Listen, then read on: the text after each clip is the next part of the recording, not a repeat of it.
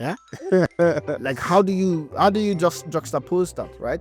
Because you see the intention, you see what the demonstration is about. You say these are strong women. Yeah, flap that boobs. But if I'm just nude and I'm posting pictures online, I have you no shame. Oh, that's child porno. That's exposing children to blah blah blah.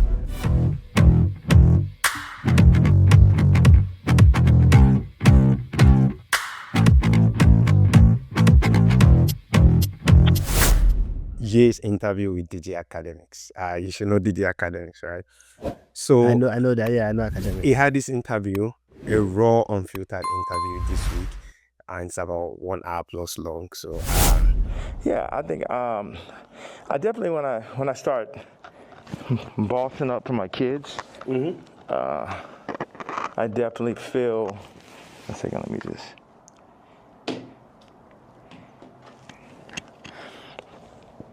Yeah, I definitely feel that I was pushing life to the limits by pushing into the truth. Like we know that wasn't surprising when I put that image up of my youngest daughter.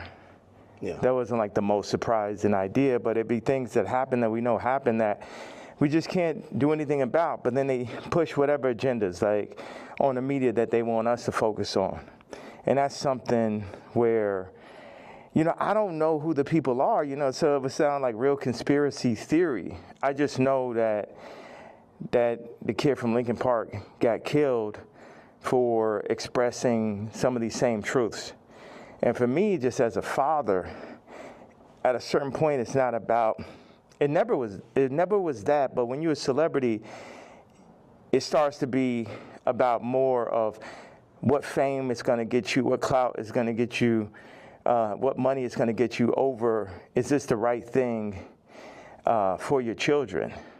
And, I'm willing to die for my children or to allow them to be in this kind of environment that I know they're in. And what I noticed on the comments, they always used to try to, like, for the past 10 years, they used to try to write me off. Oh, he's so crazy, he's so crazy. I'm seeing the comments is now like 60, 70% like, yo, he's just telling you exactly what's going on. He's just the only one that's in a position to be able to do it because I don't have any brand sponsorships. It's like I'm past cancel. So these people out here, they toying, they playing. It's interesting. The swastika, I want to just, I know we have a little bit of time. I want to tell you, by doing it, it's sort of like a magnet where people get so mad and they start exposing themselves because the Jews, they move in the tunnels. They move where you can't see them. They're an invisible hand, and they'll get like, what they'll do is they'll threaten people. Oh, we're going to take your tours away. We're going to drop your artists. You got to say this. You like, how many people I stand with my Jewish people, 3 years ago. And what I did is I stood on it this time. I never backed down. That's my whole thing. That's why I was mad about removing that somebody taught me into removing that Jay-Z tweet, because it was just like, nah, the whole idea is no matter what, I'm not going to back down. So by doing a swastika chain, it then ruffled some feathers. And then I really saw the comparison of me and Puff with the he talked about a lot of things. I mean, for the most part, the interview to me was quite chaotic. Yeah, it was just Everything with the these days, eh? he was going like on and off in his mind, basically asking the question, answering the question. And but anyways, he talked about like the motivation for like going on his most recent rants and the controversial tweets that he made like recently. And he also talked about the betrayal in the music industry and business, like the fashion business, and from people like Jay-Z not standing up for him, and to Adidas also, um, which haunting him in a sense. But for me, those are not like the things that stood out for me, right? Um, so before I even get to the things that stood out for me, he also mentioned about like the Jewish influence, which we are now getting there, right? Like the in the entertainment industry, and how they still are like at the top of the chain. He was really vocal about that, and I think the final bit that was interesting was the part that he accused Kim Kardashian, his ex-wife, and the system of very powerful elites of exploiting his kids while denying. I mean, he tweeted about that also, but he also mentioned in the interview that is like he lost control of his kids, the name and the likeness, like the brand of his kids. And but here are the things for me that I feel like are important to talk about, right? So the first thing is he granted the interview in a black KKK outfit that was specifically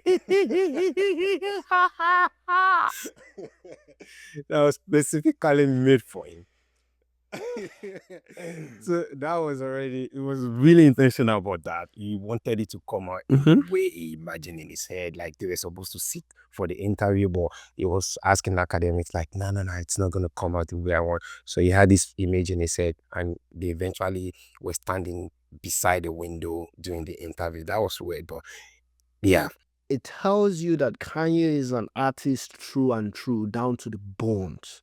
Everything is a curated demonstration. Everything is a curated act, from his tweets to his interview.